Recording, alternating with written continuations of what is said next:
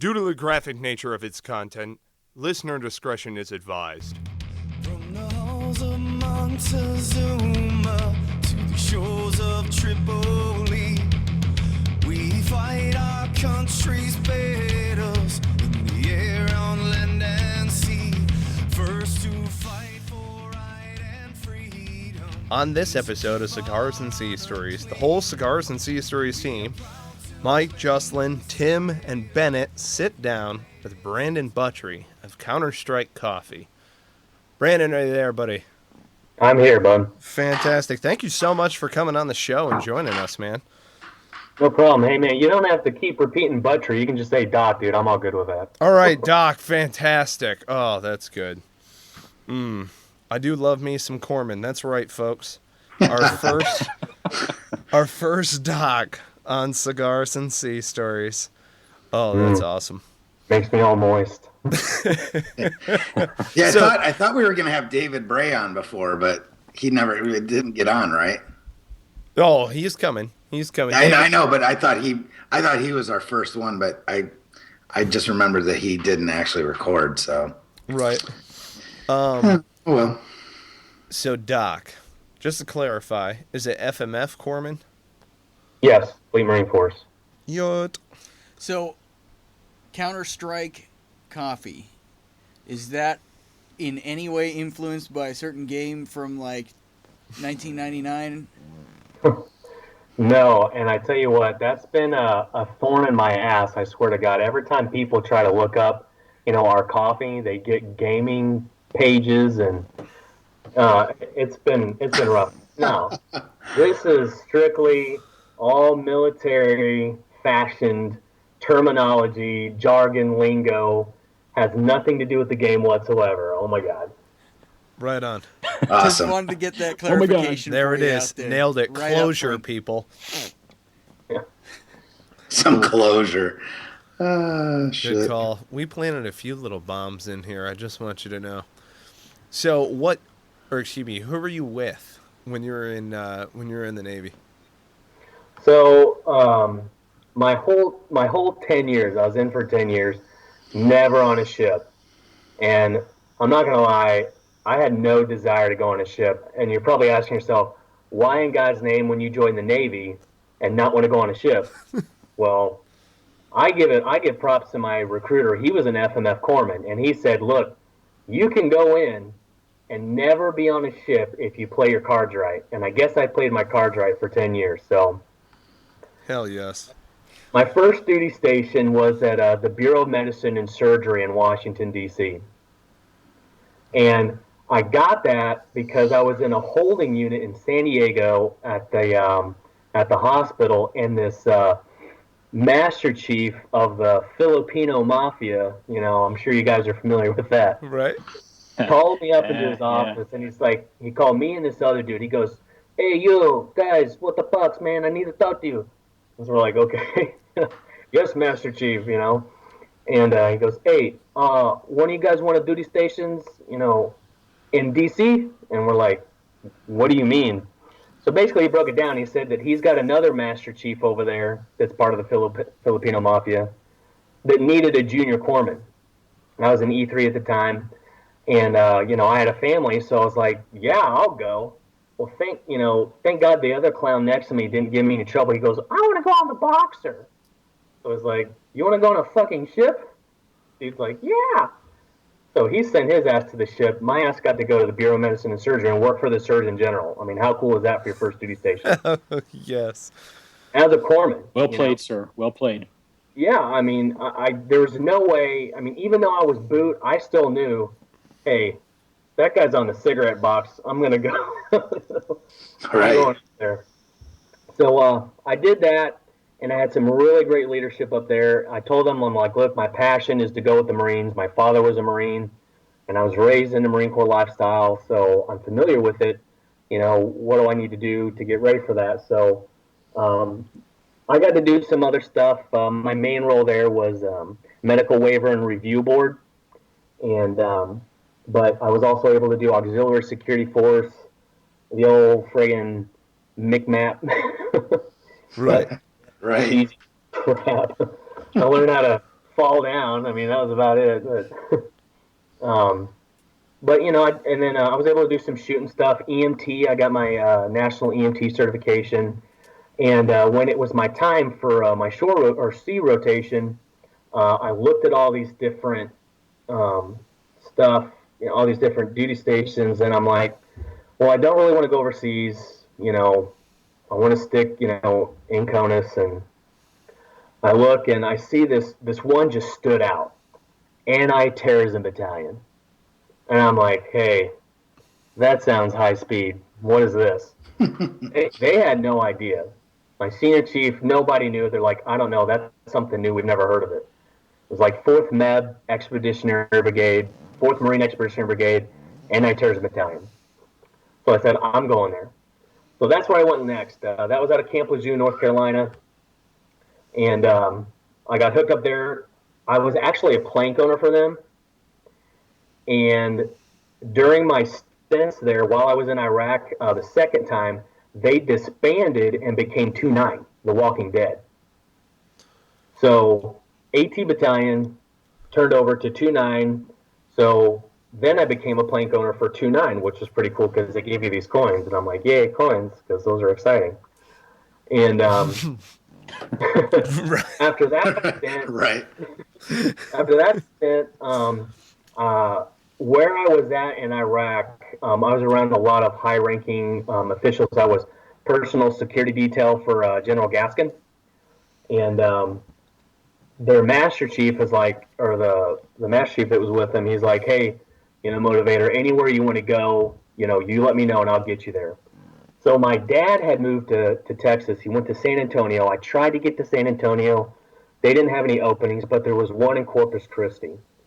So after my Marine stint, I went down to Corpus Christi, Texas at the Naval Health Clinic down there. So that was my 10 years of service right there.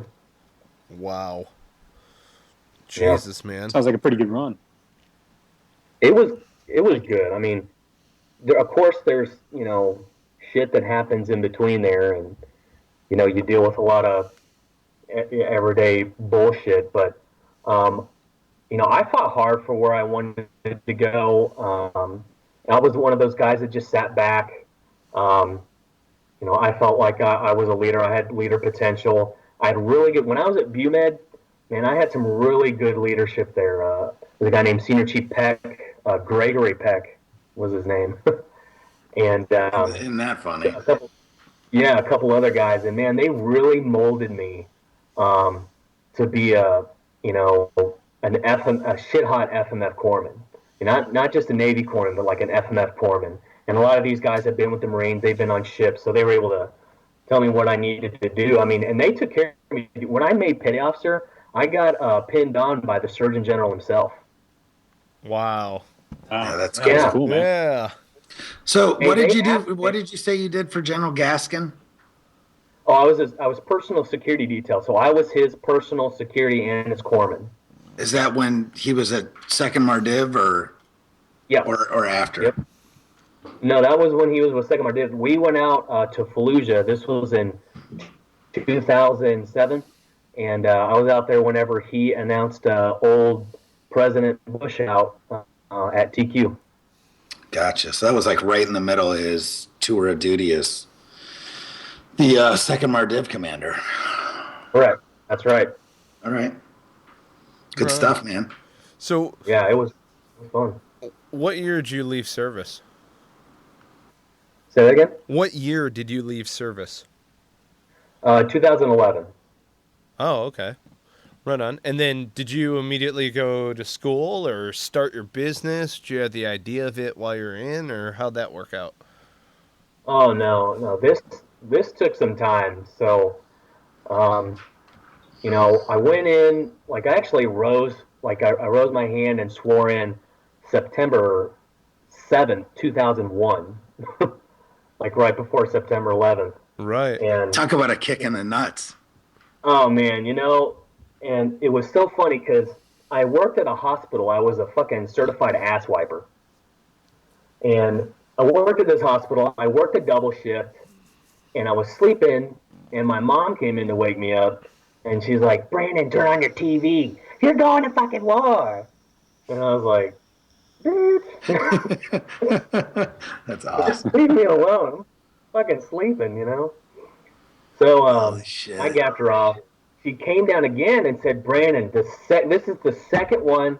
Turn on your TV or I'm going to shake the life out of you. I'm like, please try. But anyways, I turned on my TV and then I saw it. And you know, like seriously, the first thing I thought to myself is I'm like, well, this is what you signed up for. Yeah, shit Like, just got real. yeah, I wasn't scared. I was like, you know what? This is what you signed up for. So prepare your anus, man. You know, get ready. Um, so in 2011, while I was let's go 6 months before, I had gotten back from a deployment. They had pulled me out to go on a deployment. I got back and I'm like, I need to finish up. I need to try and get my associates. I want to get out. I had some issues with my last deployment. I'll get into that later. And I was going for my associates, and then everybody's telling me like, hey, if you're gonna get out, go ahead and start your disability. Start going to TAPS classes wherever you can. You know, be really proactive about this.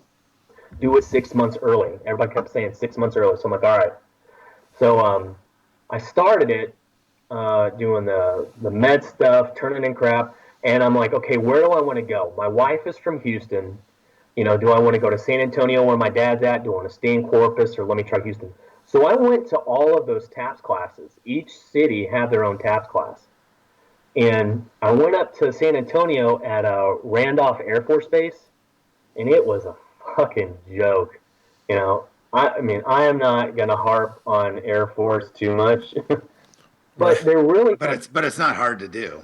It's it's a given. They know it. It's kind of what we do, you know. Yeah, I mean, if you're not, then you're not really in the Fleet Marine Force.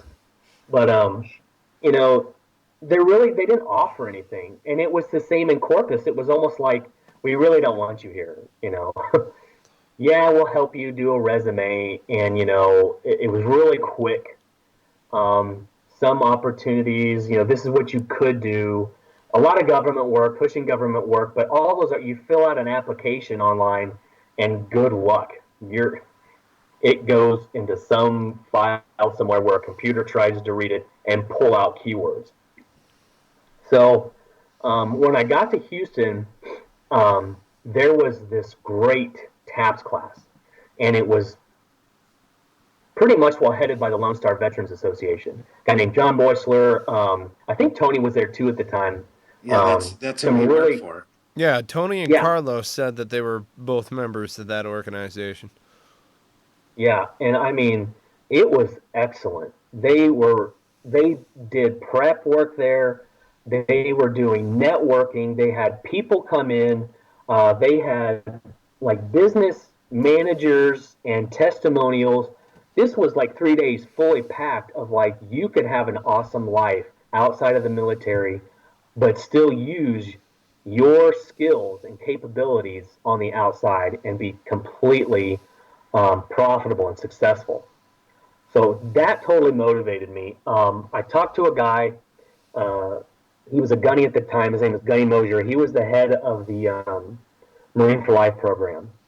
And he says, hey, Doc, let me have your resumes. Let me get these out. So they had me build 2 resumes. One was a medical resume for like a medical manager, and then the other one was just straight up leadership, you know, from my instruction when I used to teach, leadership, management skills, you know, all that stuff that was reworded without military jargon, you know. Right, like translated into civilianese almost. Yeah, you know, where it's not like a gone freaking motivator, you know, dropping bodies, choking puppies, and stomping kittens, and fucking. Yo. No. Yeah, they took that. I locate, close with, and destroy the enemy. Yeah, right. I actually read a resume with that on it. Fuck yes. I know. Yes. And I try to help those people. Oh, exactly. That shit makes me laugh. Oh, that's what's up. Yeah, those are the people we need to reach. So he took it and he got it out there, and I had applied to a bunch of medical places, and I didn't get one hit. And I'm reaching my time to get out, okay? No joke. My last month was March, and in January, I got called for an interview at a pipe and supply company for oil and gas and mechanical and stuff. It was for a warehouse supervisor position. They were going to give me enough where I could provide for my family. So I'm like, you know what? Let's go for it. And I did it. So that's when I got out. I started my baby career in the oil and gas industry and my venture into the civilian wonderland. It was a little easy for me because I'm not one of those like fucking yut butt fucking moto dudes. I say the jargon and the lingo and I have fun with it, but I wasn't one of those guys that had a fucking what's that called, the high and tight, wearing a fucking FMF corpsman t-shirt everywhere you go, and you're in regs, shirt tucked in your jean shorts with, Don't penny forget loafers that braided leather belt, bro. Right, like a fucking boot. Oh, The braided leather belt. So you sounded kind of moto, but you weren't belt fed. yeah, exactly. And I did wear my safety belt, though, my reflector belt, because that saves lives. It does save lives. Yes, You're so that's right. what they taught us in Afghanistan at Al-Assad. They said that those things save lives. That's how I roll. Fucking reflective belt and silkies. That's it. I tell my wife that every time, but still I can't wear it during lovemaking. It's the weirdest thing. You know what I'm saying? It's force protection. I can't imagine what her objection to that would be. George Washington wore one. Yeah. You're going to be president. Shit, dude, you're due for a bent cock or something, bro. You better put that shit on. Man. Exactly. Can't be speeding around Junction City here, fellas. You gotta have your war belt and your glow strap on. Hey, Brandon, if you don't mind backing up a step or two, so what made you decide to get out? Well, you reach that point where, is my 10-year mark, right? Yeah, the point of no return, right? Yeah, the point of no return is either you stay in and retire, or you get out and try and make something yourself. There were some political things that were going on in the military at that time. There was, the don't ask, don't tell was kind of changing up.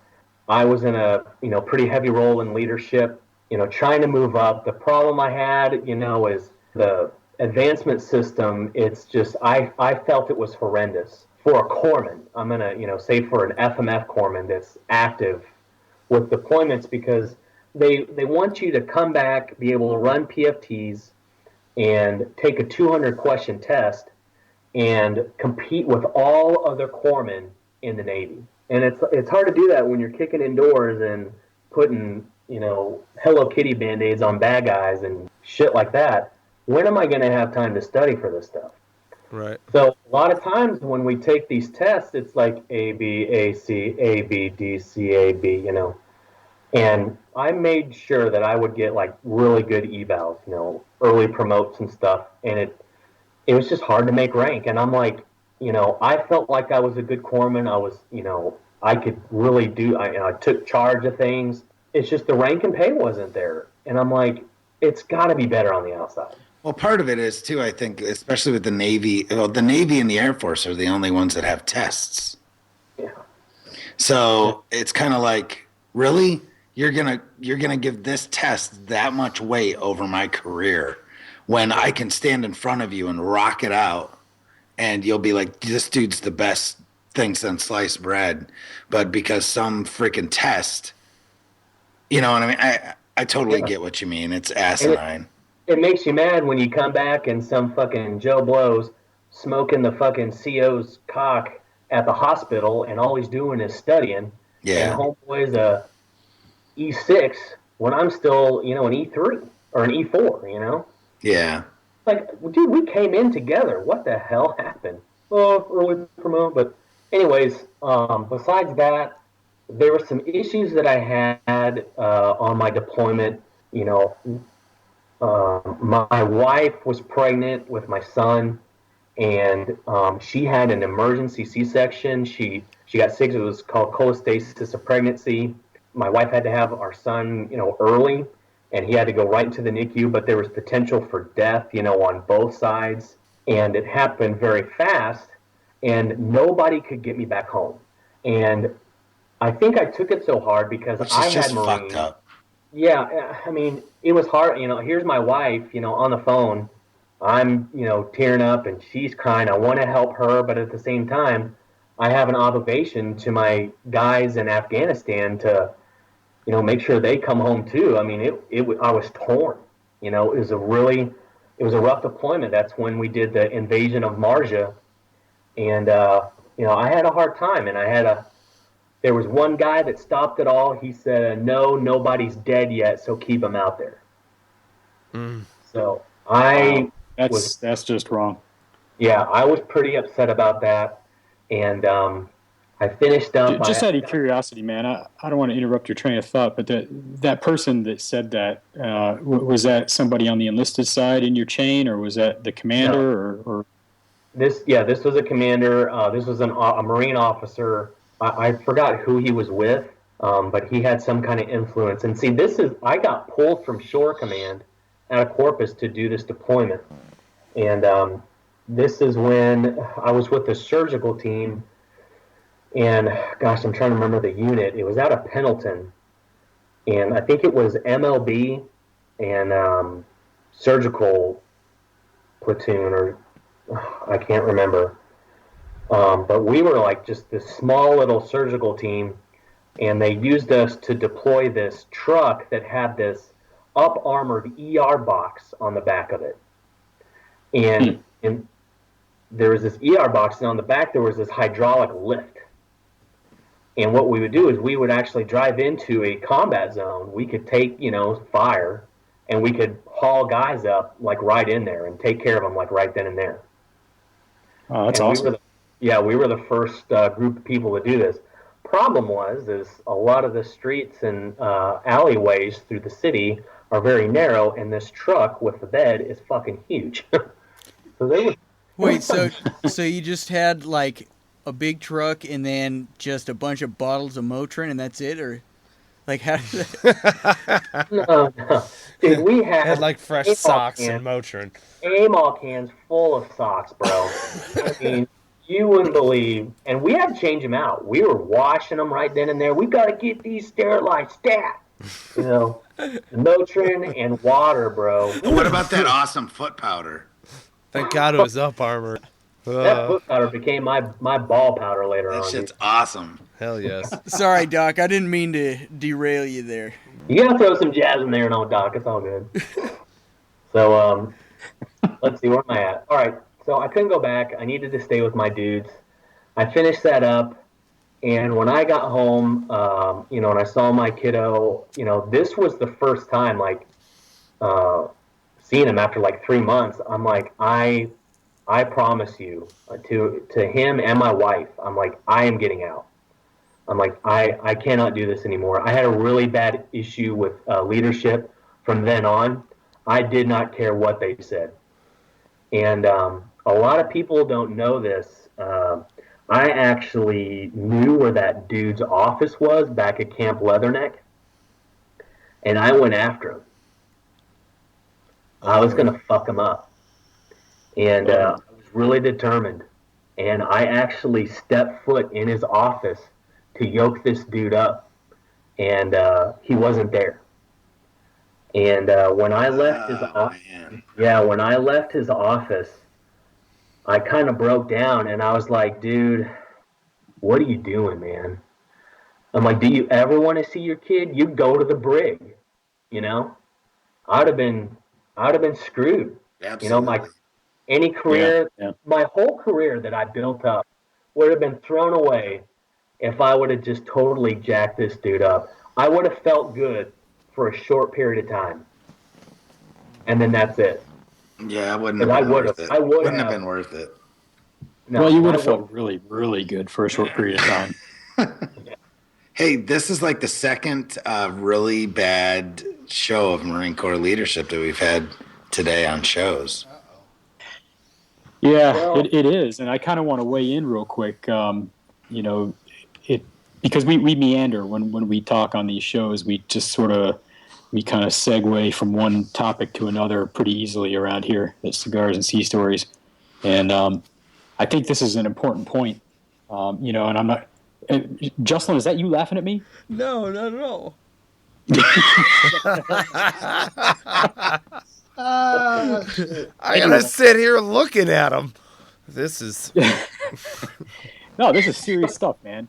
So, without trying to call out individuals and point fingers and blah blah blah. I'm not trying to paint broad sweeps of placing blame or anything like that. But our audience, we're hoping it'll grow at some point, and maybe some potential commander or a currently serving commander of a Marine unit or any military unit, might actually hear some of these segments, and we're hoping that a lot of the stuff that gets said here, can be lessons learned, and things to do, things not to do, and this definitely fits in the category of things not to do. You even mentioned about how you felt torn between, you knew you had an obligation, and you were prepared to fulfill that obligation, to be there with your men and make sure they all come home safe. But yet at the same time, you had your wife, your closest family member, at home, in literally a life and death situation, where she needed you, and it's the commander's job. It's some officer in the chain, particularly the commander, it's their job to advocate for you and take the burden of making that choice from you, and I get it. It's wartime, but the entire U.S. military is over there. You really think we can't spare one corpsman, I mean, I've heard of guys going home for a lot stupider reasons, in the grand scheme of things, given the circumstances, I think obviously somebody made a bad call, and to sit in an ivory tower, if you will, back at Camp Leatherneck, which that's kind of what Leatherneck was, and say, okay, yeah, decision made, done, move on to the next thing, and have no care about how that impacted the guy. Dude, I mean, just how close that came with you walking into his office, how close it came for that becoming very real for him. That decision was going to have some physical ramifications here in a minute if he had been behind his desk. And, obviously that's not right for you to do that, and, got it. But there are ramifications, and even if he wasn't going to suffer them as an officer, as a leader, it's his job to think of what those ramifications are for you. I mean, your whole outlook on your leadership and the military in general changed that day. And so that's something that I just kind of wanted to elaborate on that point, so that all of our listeners can have the takeaway that, when we're in a position of leadership, our decisions matter. They may not matter that much to us because we're on to the next mission and making the next decision, but somebody is impacted by that. And we damn sure better be aware of how those decisions are impacting who, Yeah. It's called troop welfare, but mission accomplishment is dependent upon troop welfare. So, and that goes for civilian business too. Well, just saying. It's funny because we call it Marine Corps leadership, but it's actually leadership within the Marine Corps, and how every once in a while, like we've said before, that 10%. Yes, that 10%. Yeah. I mean, leadership is always good, but sometimes Marine Corps leadership falls short of what leadership is supposed to be. And that's true everywhere. I've made mistakes. We've all made mistakes. And so that's why I don't want to sit here and poke fingers and condemn anybody. But at the same time, there's certainly a lot that we can learn from these things. And I'm glad you brought that up, because, there's some broader lessons to be able to put out there. Yeah. Now, I took it as, later on, of course I have to cope with this fast because we're invading Marja. I took it as, what? I have to be here for a reason. This guy's keeping me here for a reason. A lot of these guys, they didn't have any combat experience. I had experience, and, that's what it all boiled down to. And they needed me out there for my leadership and to get them through. I mean, I remember I was teaching some of their guys, these are motor T guys. I was teaching them weapons transition drills and speed reloads and all this stuff before we went in there, because they really didn't know that stuff too much. Hell yes. Yeah. The hardest thing, though, was when I got the pictures of my son with all the tubes and in the incubation, thing, and to see this frail little dude with, sleep apnea and heart issues, and, then have to turn around and take these guys into fucking combat and show them that I have no fear and I'm going to lead you, and, this is what we got to do. And when old fucking Johnny Jihad comes up and you got to take care of him, yeah, you got to take care of him too. This is what you got to do. To flip that switch, man, like, it really jacked me up. Yeah, And that's a fast switch. But later in my life, I realized a lot of that stuff that I witnessed, would you want that on someone else? Of course, no. And so now in my position of leadership as a manager in the oil and gas industry, I am always willing to work with my employees. Let's find out what's going on. Tell me what the issue is. What can we do? Even some of the shitbags, you got to investigate. That's what all boils down. Did these guys investigate me and really figure this shit out? No, they knew my wife and son didn't die after the C-section, and they didn't want to get me out. So it was rough. Yeah. And I think, another aspect of it too is the reply from your leadership to say, hey, you're staying here, that's not necessarily wrong. We're sitting here bagging on it and all, but it was probably the right call. But sometimes the way that news gets delivered makes a world of difference. And if somebody in your chain, the boss in particular, had taken just a couple of minutes to call you in or come over to your workplace and sit down and say, hey, look, I understand what's going on.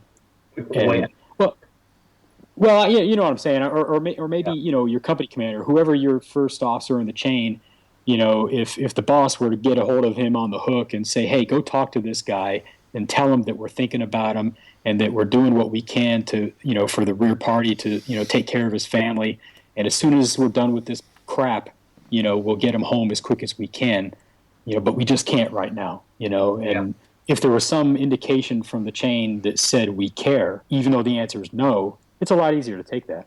And that could have had profound influences on your decisions down the road to stay in or get out. Mm-hmm.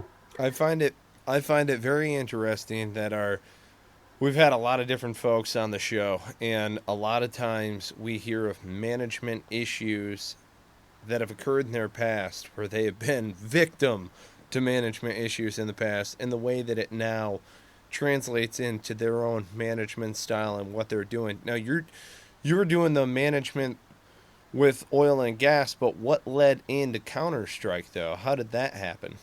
All right, so let's get into that. Let's move forward here. So I got out, I started my oil and gas career, and I wound up working at a place I think they just got bought out. They did, Baker Hughes. And there's some military folks there. There was this one Marine, he liked to call me Doc. He knew I was a corpsman. And he had this med kit, and he said, hey, Doc, there's some stuff in here I don't know how to use. Would you mind teaching me? And I said, yeah, man, no problem. So I had some stuff that I made up while I was in, and then I made some stuff up on my own and taught him how to do needle decompression and tracheotomy stuff and a couple other things. And he's like, dude, this was really great. I think you should do this on the side. Did you know that there's shooting companies that still do military style training, tactical stuff, and they would eat this up? I said, no. I said, I don't, man. I've been just trying to get by to provide for my family. So he introduced me to this company out here in Houston called Mass Solutions. And Mass Solutions, they had, all these cool little shooting classes. There's a guy named Matt Brockman, really good dude. And they did not have a medical side. So I got into that, and I kind of branched off and made what's called UMIT, Urban Medical Integration Training. And I would teach there, and I would teach at some other places. Well, every time I have a class, I need to keep yahoos awake. So, of course, I have a coffee mess in the back. So what I would do is I would set up this coffee mess, and I would put a bucket out like, hey, donations would be great, kind of help me out on this. Well, after every class, swear to God, I made money.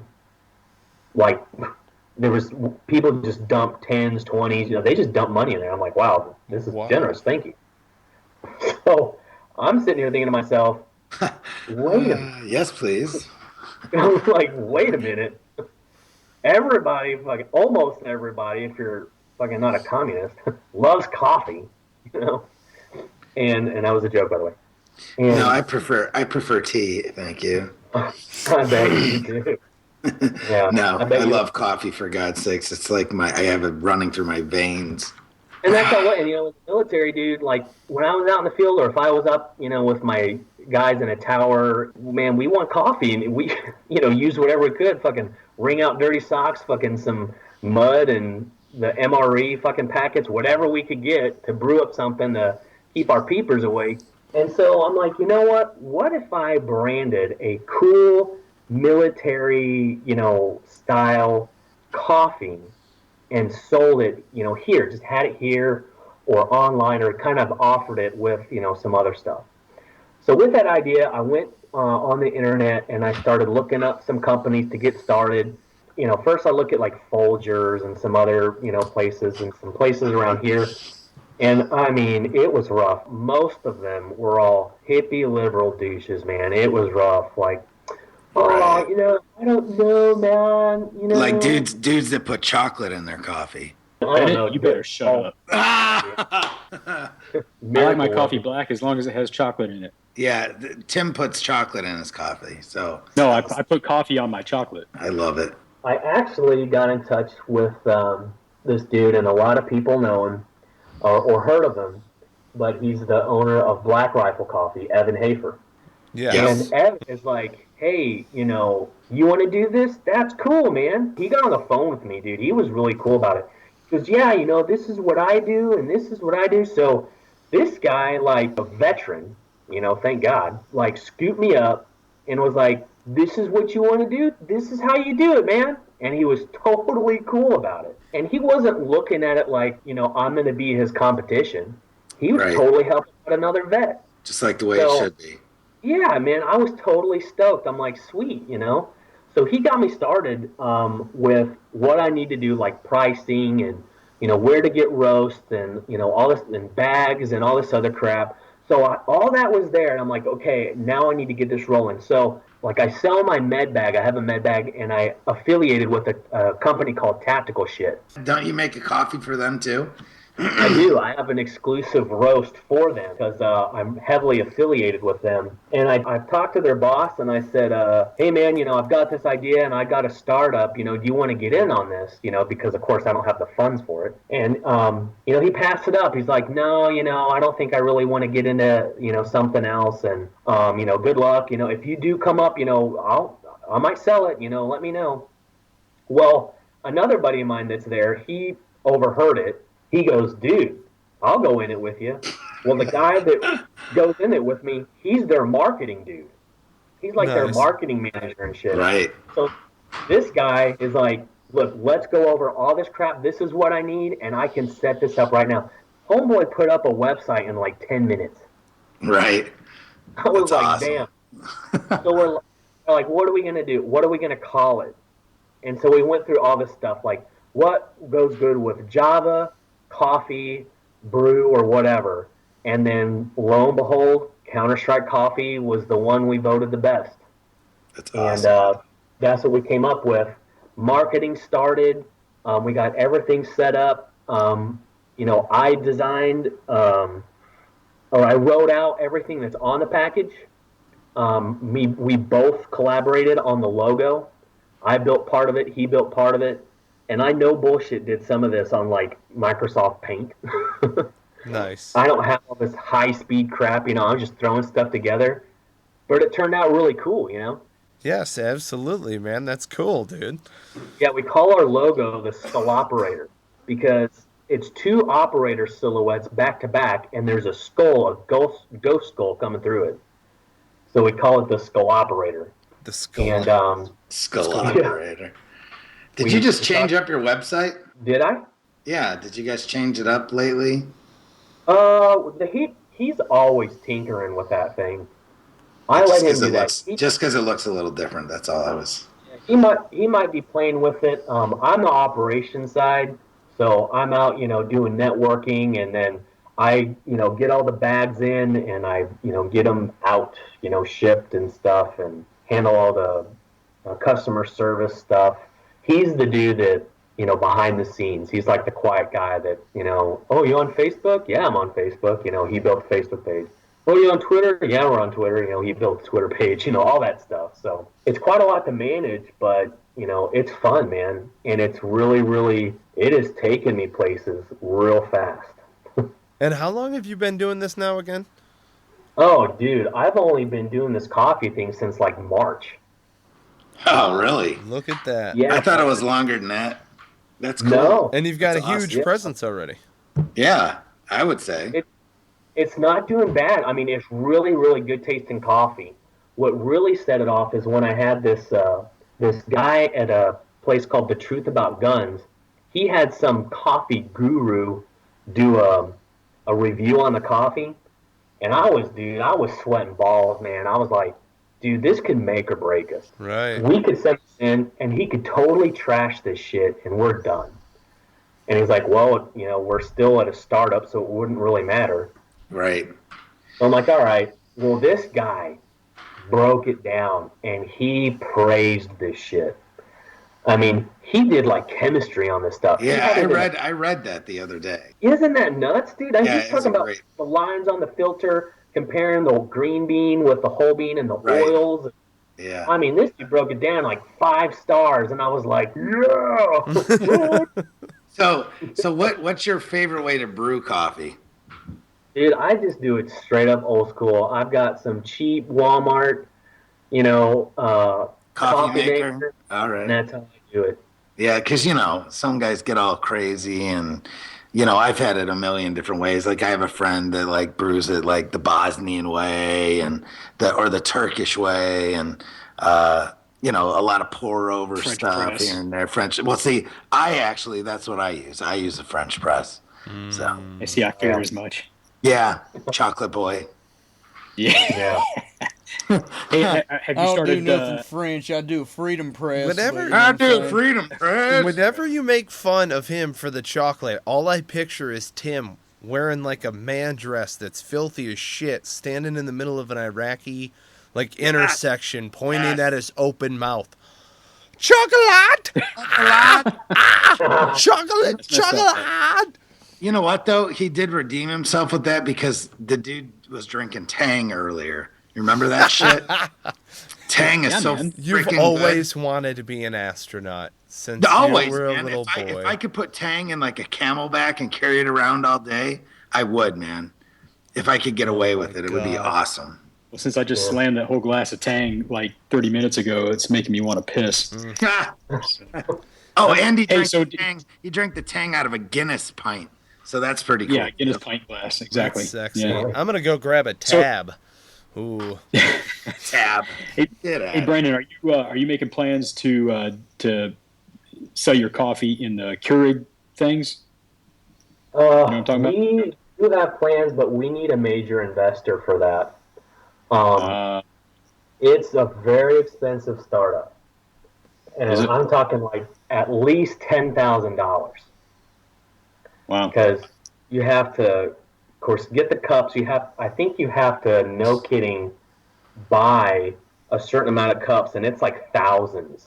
Yeah, I remember looking into it like 2 years ago, and it was like, I think your initial run had to be like 4,000 Keurigs or something Yeah. crazy like that from the company that I looked at. Sounds like a crowdsource. Sounds like Yeah. a crowdsource. I'm telling you, man, Yeah. you threw that up on Kickstarter with some pledges on there. There's some serious Keurig aficionados man. out there. It's true. Yeah, a lot of people ask me about it, and so like I said, I just started this up. We have 3 new roasts that are going to be coming out for the winter, and we're going to push that. I'm working some stuff with. I'm trying to get some deals going with some top dog folks, man, and I'm speaking to Lone Survivor Foundation. Yeah. Latrell, baby. And, yeah, dude. Possibility of some cool stuff there. Dude, And Great. just these Cool. new roasts, they're going to be flavored but they're not going to be your average flavors. And I mean, this stuff is going to be screaming fucking America. I want one that's a CLP flavored. Oh. Just CLP. just a hint of CLP. It's You know what I mean? Please tell me, Like please tell me you're going to harken back to the original pork patty from the MRE No, in a coffee. because it does taste like freaking That would be awesome. That's nasty. beans. I think I've used so much COP, I can't get the taste out of my mouth. No, Everything that's what I'm tastes- saying. You know what I mean? You know, just throwing it out there, maybe a good coffee that goes with a cigar, and you and Carlos and Tony could all get together. Well, yeah, the ones that I'm coming out with, I can't, say it right now. It will go good with coffee. I'm sorry, with coffee. It will go good with cigars. No lie. I need. I'm Nice. gonna buy some napalm because that's what I want. I like it dark black like that. Oh So, yeah. Smells like You a like it that victory. way, do you? Does your wife know that? yeah, she likes it that way too. So Oh, dang. You just went there. Yeah, I had to ask about the Keurigs because my wife's a foodie, and she likes all the high tech gadgets in the kitchen, and we got a Keurig.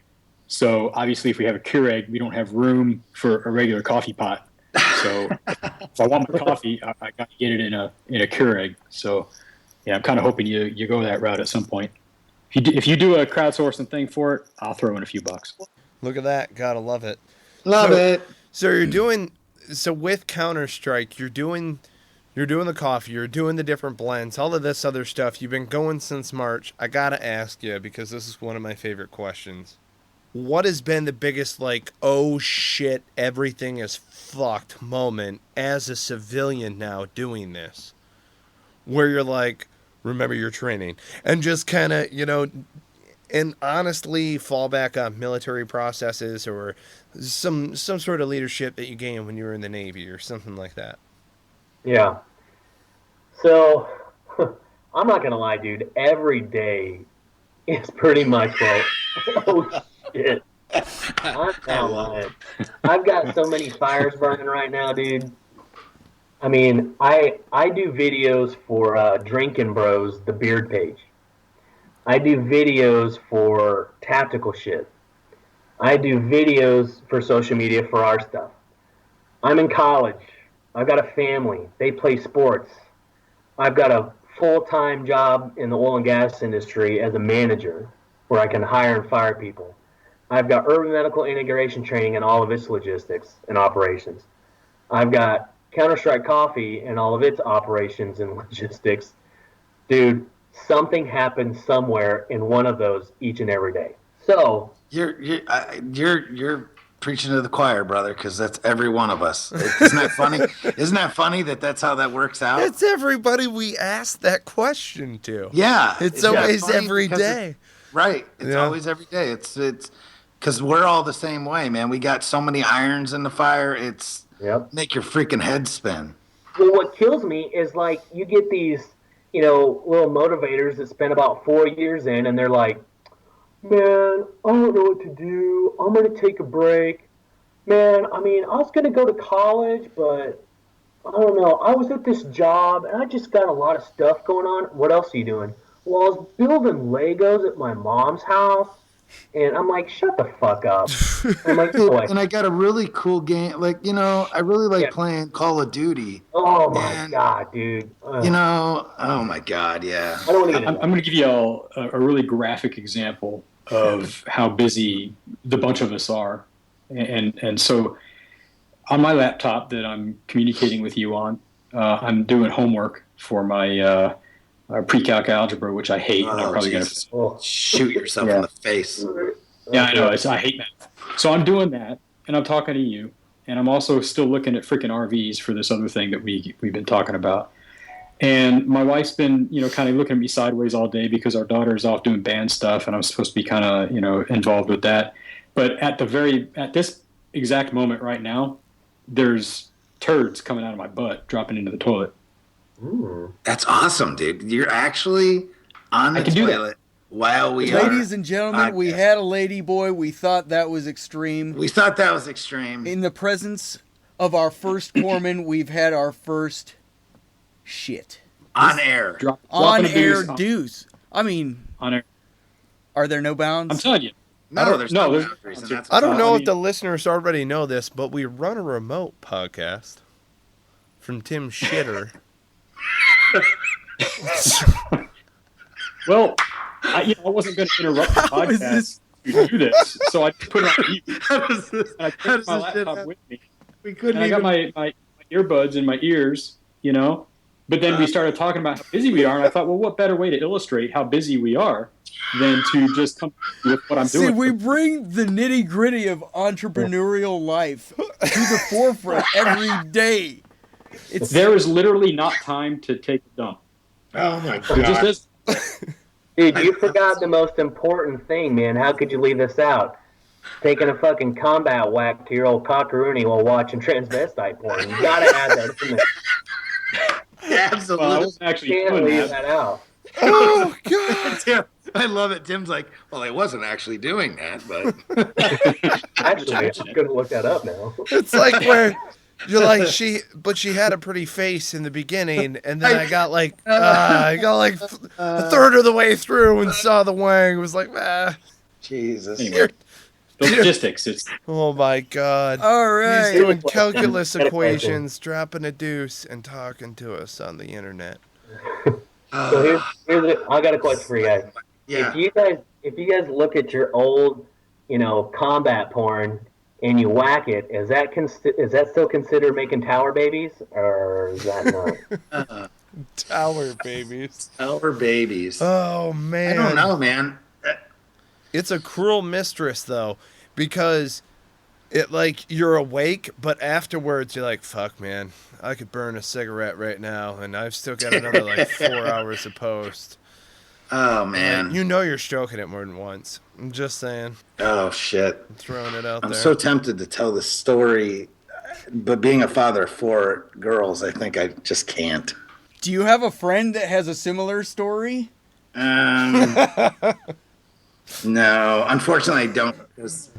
Yeah, I went you off could the just reservation. say, oh well, Tim told me this story. Tim told me You know, this story. Throw me to the wolves. You know what? Someday I will, but it's not going to be today. But it's a pretty good one. I'll tell you, it's funny because Terminal Lance really hit it nail on the head when they did their little cartoon video of posts. You know what I'm saying? And it's like, ooh, rad, Devil Dog, living the dream.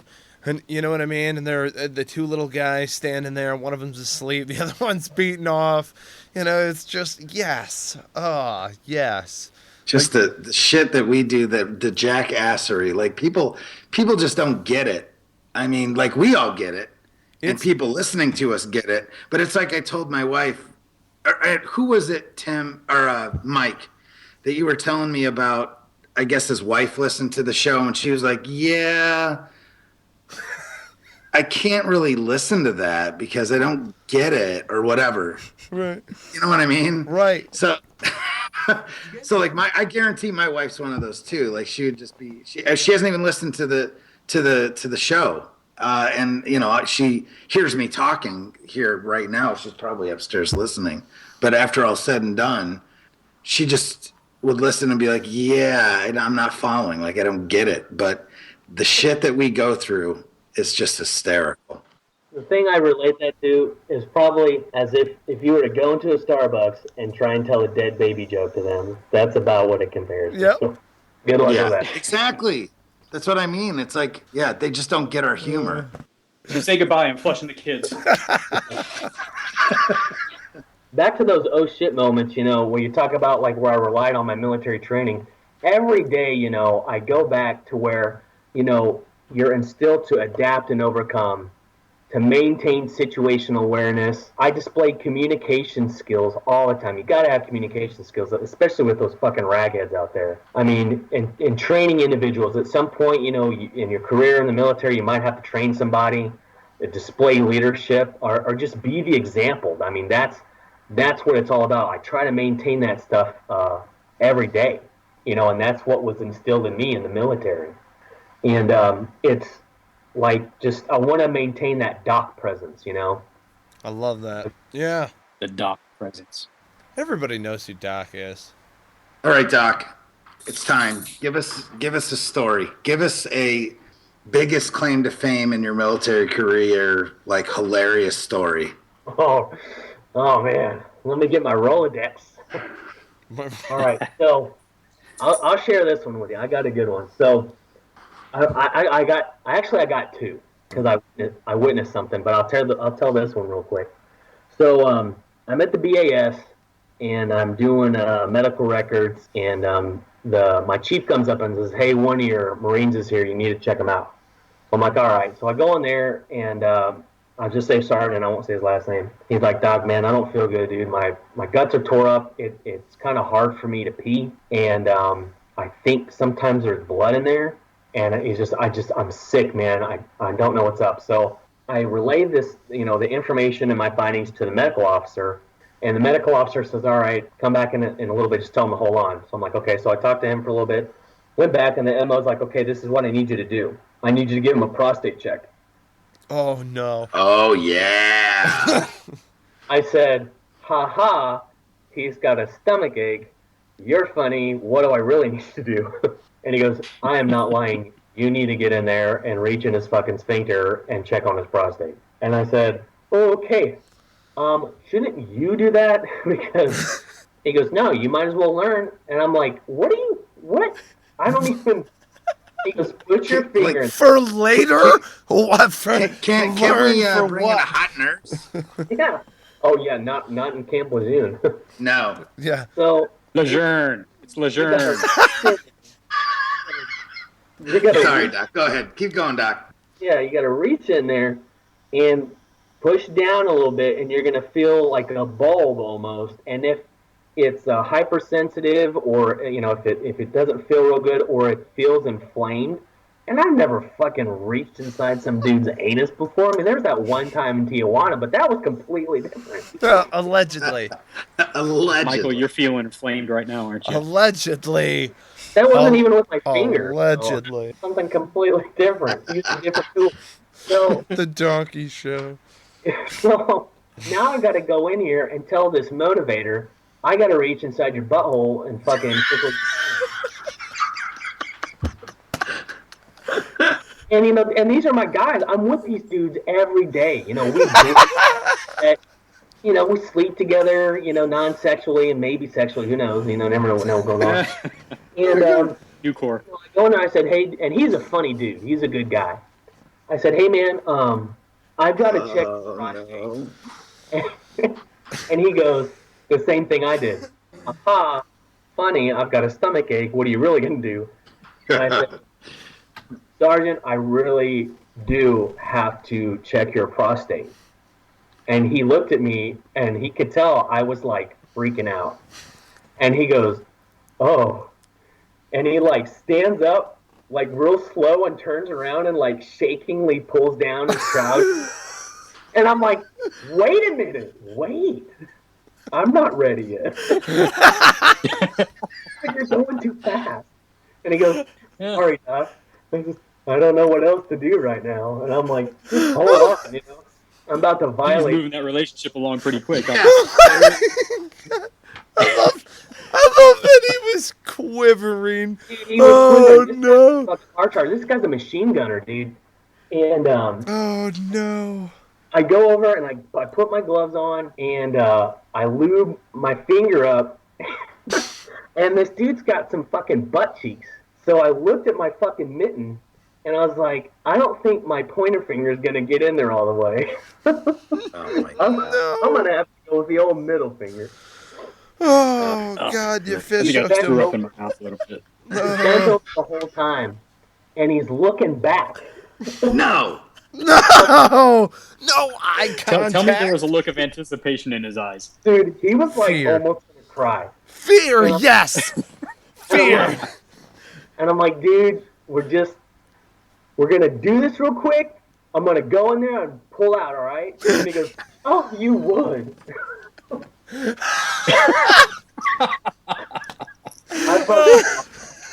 I started laughing. He started laughing. The whole time he's laughing, he's got his ass cheeks spread apart, man. and his fucking chocolate starfish is winking at me. oh shit! And I was like, "Oh fuck, man." So Oh my I get God. up to him, you know, and I lube up my finger, and he's like, all right, well, let me look straight and just tell me when you're going to go. And I'm like, all right. I'm like, okay. And he goes, okay. I'm like, no. I said, okay, I'm getting ready. We're going to do this, all right? And he's like, all right. And I put my hand on his hand and his butt cheek, and he goes, dog, this is really nice. And I'm like, fuck, dude, quit making me laugh. And he's laughing, and his asshole was just winking, bro. It was like fucking making these mouth noises. It was like, what? I'm like, holy fuck, your asshole is like seeping. So I get ready to go in, and my finger with the gel nicked just the inside of his butt cheek, close to his fucking balloon knot, and he walked. Woo! He went straight up, and I was like, "Shit, wait, wait!" And I'm like, wasn't gonna do it. He said, "You were gonna tell me." I said, "I wasn't ready yet." So he's like, "Okay." So we settle down again, and this is like, dude, it's like a 4-hour rectal exam. And I can tell if people walking by, they had to been like, what are they doing? And they're like, okay, you ready? What the hell is going on? All right, let's do this.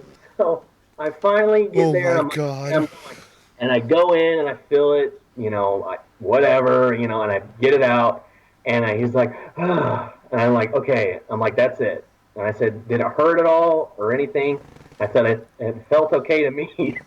And he goes, well, was it good for you? I'm like, fuck you, dude. And he goes, Doc, don't tell anybody. And I said, bro, it is my job to keep confidentiality. Took off the glove that smelled like straight butthole, you know, threw it away. And he goes, don't tell anybody. No bullshit. The next day, he fucking told everybody. And they're cracking up and making jokes. Dude, I was like, what the fuck? You told me. And then I was like, 2 fingers, better make it 3. Yeah. Is nothing sacred? Middle finger, and that was it.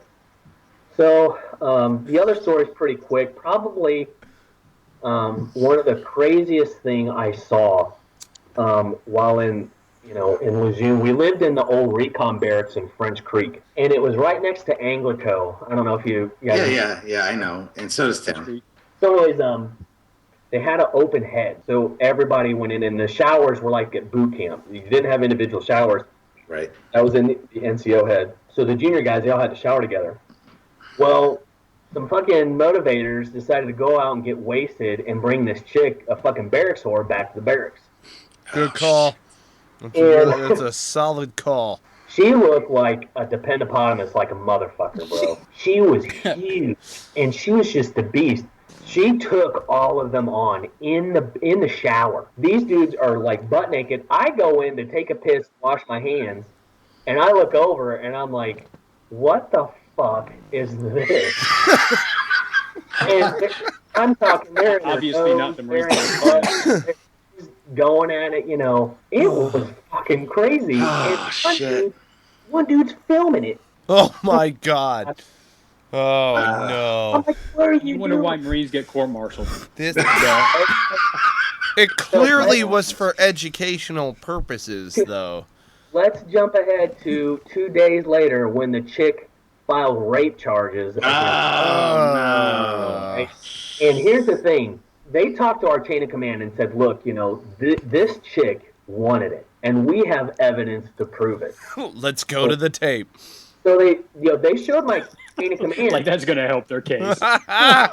Jeez.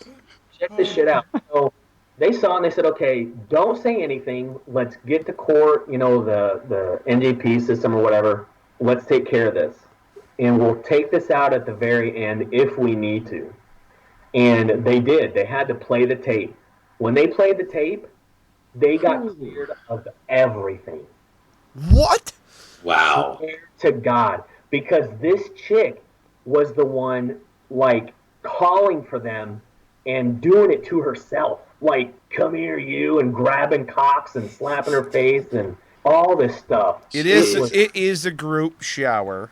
Dude, that's so disgusting on so many levels. It's not even funny. It was horrendous. And I'm like, where all do you all have athlete's feet? Now, I know you didn't have no damn shower on your anus while you were sitting down. I'm like, this is so gross. But that videotape came back and saved all of them. That's crazy. It was nuts, dude. Whew-wee. Well, there you have it. First. Lessons learned. Just film everything. It'll be fine.